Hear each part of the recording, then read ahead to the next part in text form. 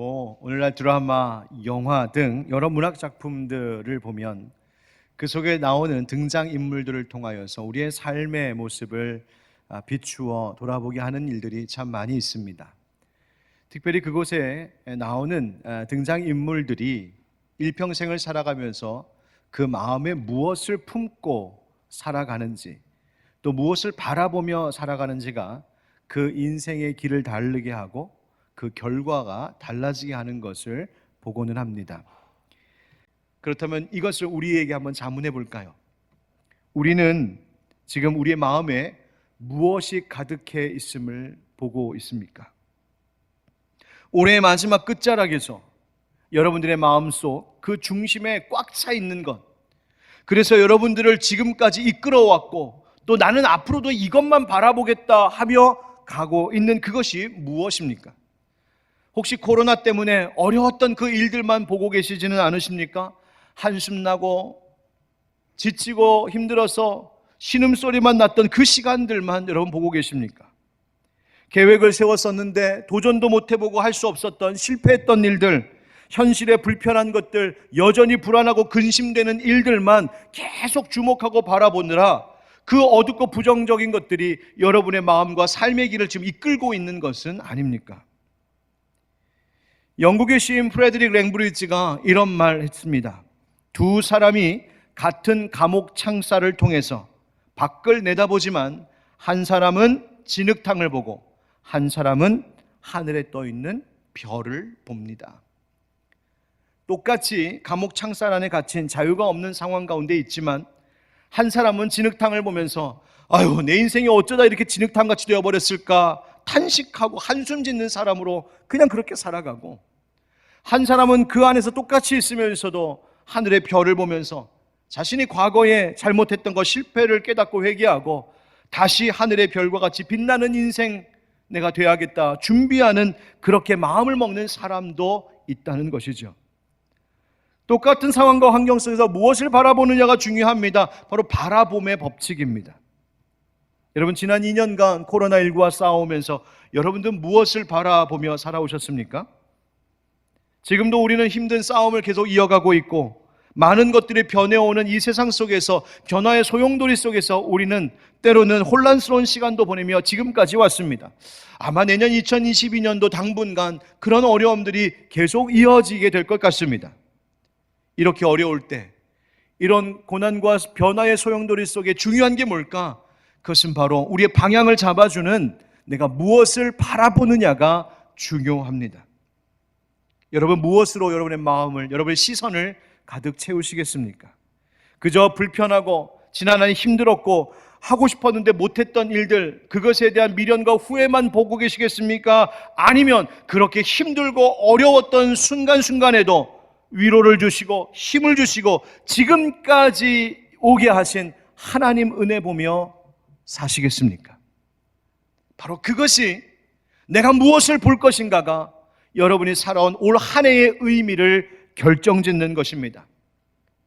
그래서 어떤 사람은 이 한 해를 마무리하면서 지난 한 해도 정말 힘들었다, 너무 힘들었다, 내가 뭐 했나 지난 한 해, 그렇게 한숨과 후회로 이 한 해를 마무리하는 사람이 있는가 하면, 어떤 사람은 힘들었지, 그런데 그때마다 하나님이 함께 해주셨고 지금도 나를 도와주시니 어느 때보다 감사한 한 해였어 라고 말하는 사람도 있을 겁니다.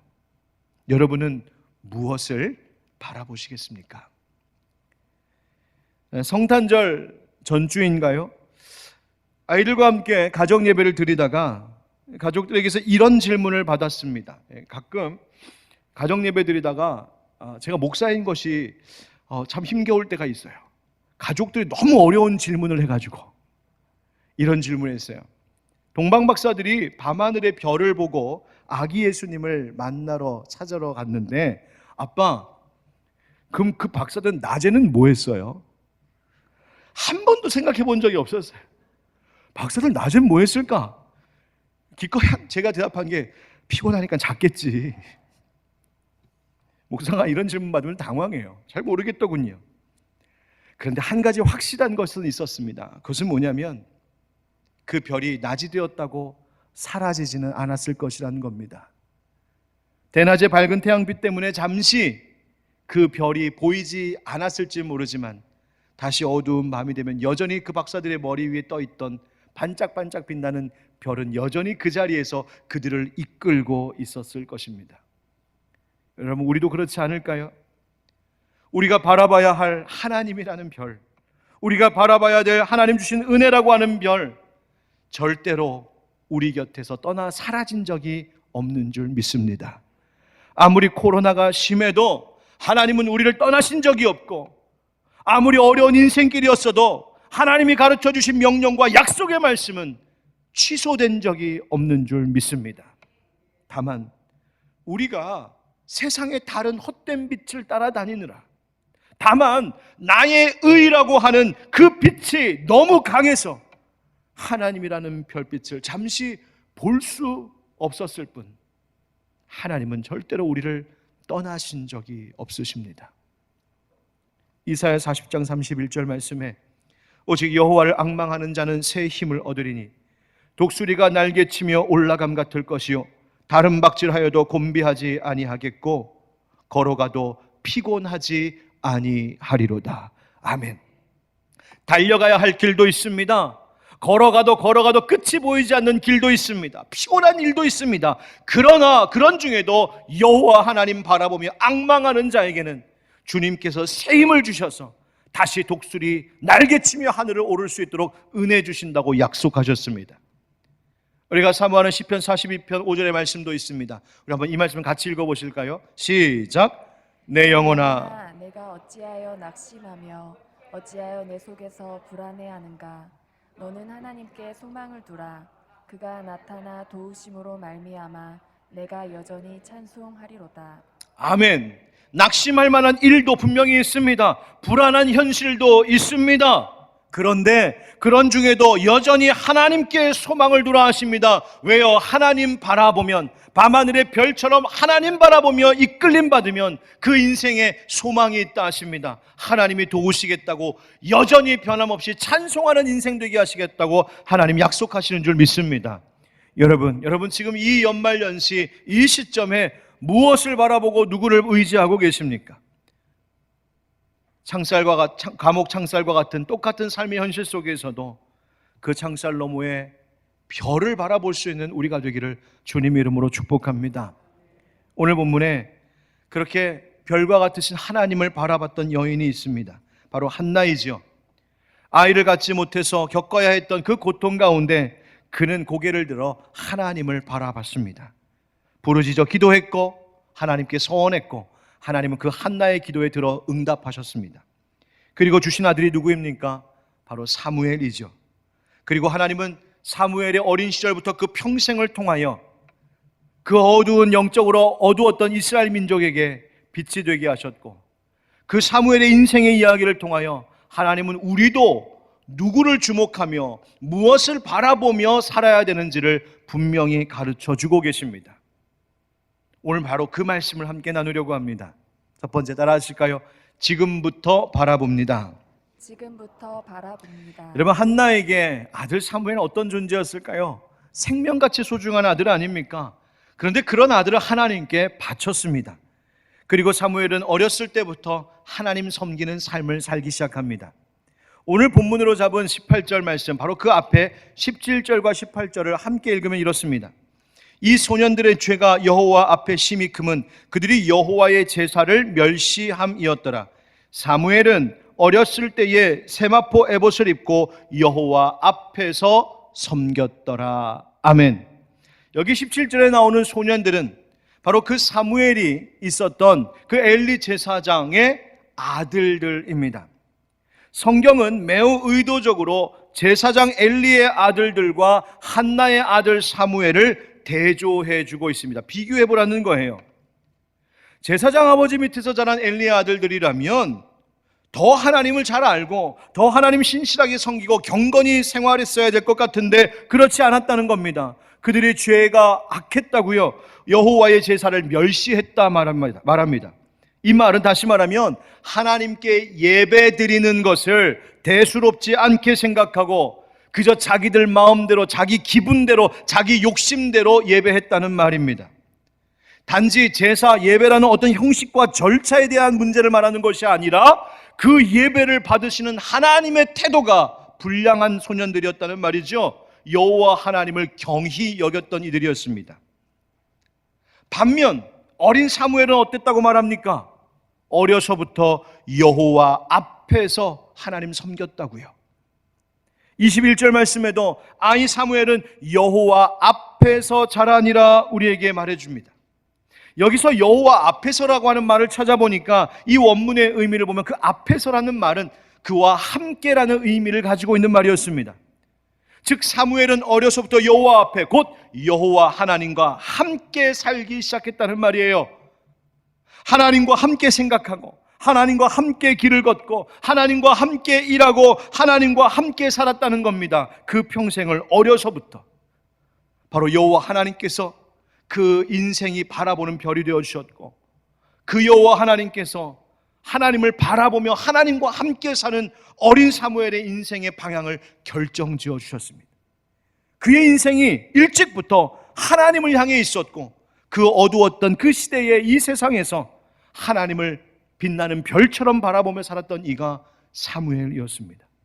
그리고 그를 통하여 영적으로 얻었던 이스라엘 백성들에게 새로운 희망을 보게 하셨습니다. 여러분 어떠십니까?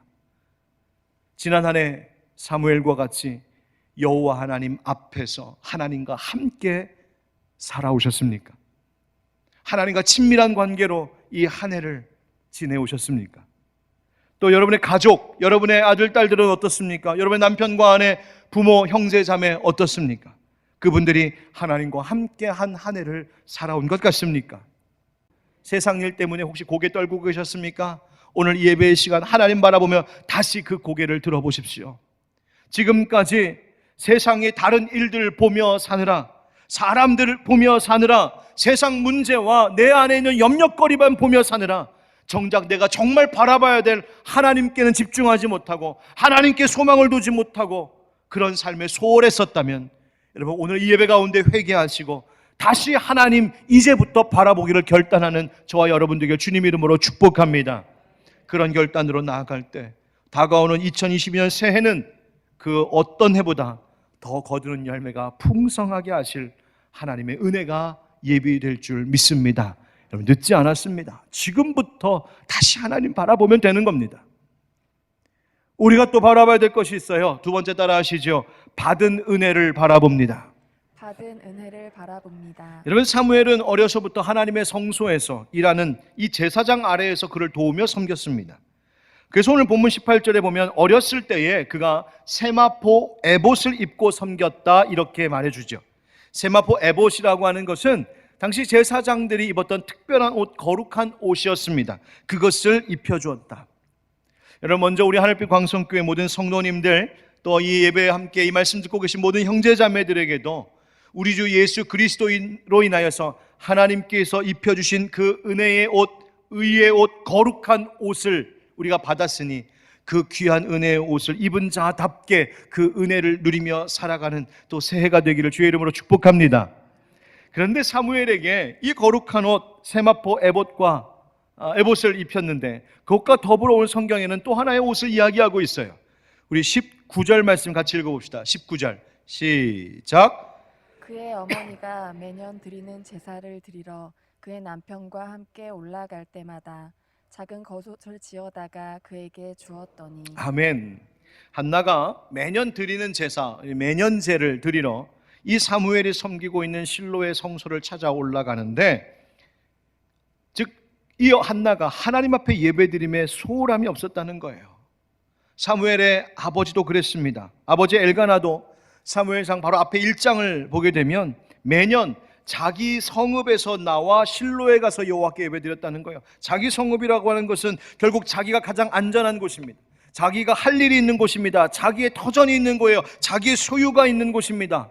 그런데 그 모든 것들 다 내려놓고 그 성읍에서 나와 하나님 앞에 예배하는 것이 우선이었던 부부였습니다. 그래서 그곳에 가서 예배했다는 거예요. 여러분 그런 신실한 믿음을 가진 부모가 바로 사무엘의 부모였어요. 여기 모여있는 우리 부모님들도 그와 같이 자녀들에게 좋은 예배의 본을 보일 수 있는 믿음의 부모님들 되시기를 주님 이름으로 축복합니다. 그런데 이 어머니 한나가 매년제를 드리러 갈 때마다 그냥 빈손으로 간 것이 아니라 그 아들 사무엘을 위하여서 작은 겉옷을 지어다 주었다는 거예요. 꼭 군대에 간 아들 면회하러 갈 때 간식 싸들고 가는 것처럼 그렇게 옷을 지어서 갔다는 말이에요. 그런데 이 겉옷이라고 하는 말을 표현한 히브리어 메일이라고 하는 단어를 보니까 이 말은 성경에서 제사장의 직분을 가진 사람들에게 주어지는 특별한 옷을 가리킬 때 종종 쓰였던 용어였습니다. 그러니까 사무엘이 아직 어렸지만 제사장의 옷, 제사장의 직분을 감당해야 할 그 거룩한 옷을 입었고 이 한나가 그 옷을 매년 지어다 주었다는 말이에요. 그것은 앞으로 이 나라, 이 이스라엘 민족의 영적인 지도자로 제사장으로 쓰임받게 될 것을 성경이 미리 보여줬던 겁니다. 그래서 사무엘은 어머니가 지어준 옷을 입으며 성소에서 봉사했습니다. 한번 생각해 보세요. 매년제를 드리러 올라갈 때 아들에게 그 옷 주기 위하여 한나는 1년 동안 아이의 옷을 지었습니다. 이 아이의 옷을 지으며 무슨 생각했을까요? 무슨 기도했을까요? 하나님 앞에 바친 이 아들 너무 보고 싶고 너무 그립지만 하나님께 드렸습니다. 하나님이 책임져 주시고 하나님이 돌봐주시고 이 아들이 거룩한 아들로 하나님 앞에 귀하게 쓰임받을 수 있도록 하나님들 함께 해주십시오. 어머니 한나가 아들 사무엘을 위해서 얼마나 정성으로 기도하며 그 옷을 만들었겠습니까? 그래서 원문에, 우리 한글 성경에는 표현되어 있지 않지만 원문에 보면 그를 위하여 옷을 지었다라고 강조되어 있습니다. 그를 향한 사랑의 마음으로. 비록 아들 사무엘이 떨어져 있었지만 한나는 지속적으로 지극한 사랑과 관심으로 이 아들을 영적으로 지원하고 있었다는 말이에요. 어린 사무엘이 매일 아침마다 그 어머니가 지어주신 옷을 입을 때 무슨 생각했을까요? 자기를 위해 기도하는 어머니의 사랑을 생각하지 않았겠습니까? 자기를 위하여서 지금도 애쓰고 있을, 기도하고 있을 어머니께 감사하지 않았겠습니까? 그것을 지으며 자기를 떠올렸을 그 어머니를 생각하며 그 사랑을 바라보며 그 은혜를 바라보며 사무엘은 매일매일 성장해가고 있었습니다. 우리는 어떤가요? 우리도 그러지 않았습니까? 우리도 지난 한 해 하나님께서 지어주신 옷 입고 살아온 것 아닙니까? 지난 한 해 하나님께서 먹여주신 영의 양식 먹으며 살아온 우리들 아닙니까? 우리 하나님께서 지어주신 그 은혜의 옷, 하나님께서 먹여주신 영의 양식을 먹으며 지난 한 해 살아오지 않았습니까? 우리가 지금 누리고 있는 모든 소유와 물질 다 하나님 주신 것 아닙니까? 내가 수고하고 내가 열심히 일해서 번 거라고요? 그래서 여러분 집도 장만하고 그래서 여러분 차도 타고 다닌다고요? 천만에요. 여러분, 우리 인간은 사실 수고한 그대로 거둘 수 없는 저주를 받은 죄인들입니다. 인간이 죄로 타락하면서 세상이 타락하면서 수고한 대로 결실을 얻을 수 없게 되었었습니다. 그런데 여러분, 수고한 대로 얻으셨다고요? 그렇다면 그것은 하나님께서 여러분들에게 주신 은혜입니다. 코로나 때문에 힘든 일도 많았지만 하나님께서 지금까지도 입혀주시고 먹여주셨습니다. 지금까지 오게 하셨습니다. 하나님께서 지금까지 지켜주시고 보호해 주셨습니다. 어려운 일들도 있었지만 하나님이 위로해 주셨습니다. 한나가 사무엘을 위해 옷을 지으며 기도했었을 것처럼 성령님은 지금도 우리 안에 내주하시며 우리를 위하여 간구하고 계신 성령 하나님이십니다. 그렇다면 여러분, 우리가 무엇 바라봐야 되겠습니까? 힘들었던 것, 어려웠던 것, 없었던 것, 못한 것, 그것만 보지 마시고 올 한 해 하나님께서 나에게 이미 베풀어 주셨던 내가 받은 은혜 바라보는 여러분 되시길 축복합니다. 하나님이 내게 주신 그 받은 은혜를 별처럼 바라보며 나아갈 때 하나님이 또한 주실 은혜도 만나게 하실 줄 믿습니다. 끝으로 우리가 바라봐야 될 것이 있습니다. 따라하시죠. 이루실 일들을 바라봅니다. 이루실 일들을 바라봅니다. 시편 103편 17절 말씀에 여호와의 인자하심은 자기를 경외하는 자에게 영원부터 영원까지 이르며 그의 의는 자손의 자손에게 이르리니 말씀하십니다. 하나님의 사랑은 하나님을 경외하는 자들에게 이때 잠시만 있다 끝나는 것이 아니라 잠깐만 사랑했다 거두는 것이 아니라 영원한 사랑이요 자손의 자손에게까지 그 의가 이른다고 하나님 약속하십니다. 우리가 좋아하는 시편 128편 말씀에도 나옵니다. 여호와를 경외하는 자는 이같이 복을 얻으리로다. 여호와께서 시온에서 네게 복을 주실지어다. 너는 평생의 예루살렘의 번영을 보며 네 자식의 자식을 볼지어다. 이스라엘에게 평강이 있을지로다. 할렐루야, 아멘. 하나님을 경외하는 자들에게 주시는 복은 대를 거듭하여 주시는 복, 평생을 지켜주시는 복이라고 하나님 약속하고 계십니다. 다시 말하면 하나님께서 우리에게 주시는 은혜와 그 복은 지금 잠시 있다가 끝나버리는 것이 아니라 오히려 더 예비되고 세월이 갈수록 더 좋아지고 더 깊어지고 더 풍성해지는 복이라고 약속하고 계십니다. 오늘 사랑하는 할빛강성교회 성도 여러분, 올해보다 더 좋은 더 큰 하나님의 은혜와 복이 예비되어 있을 줄 믿습니다. 그렇습니다. 여러분, 믿음이란 것이 뭘까요? 믿음이란 하나님께서 앞으로 이루실 더 좋은 일들을 믿음의 눈으로 바라보며 그 약속을 붙잡고 나아가는 것입니다. 그것이 믿음입니다. 한나는 사무엘을 바쳤습니다. 그런데 오늘 성경에 보니까 하나님께서 그 한나 부부에게 다른 후사를 더 주시는데요. 21절 말씀에 여호와께서 한나를 돌보시사 그로 하여금 임신하여 세 아들과 두 딸을 낳게 하셨고 아이 사무엘은 여호와 앞에서 자라니라. 아멘. 한나에게 사무엘만 주신 것이 아니라 사무엘을 바치고 나니까 하나님께서 아들 셋, 딸 둘 넣으셨다. 6남매. 그 6남매 중에 장남이 사무엘이었어요. 한나의 헌신에 하나님께서 더 귀하고 풍성한 은혜의 결실들을 보게 하신 것이죠.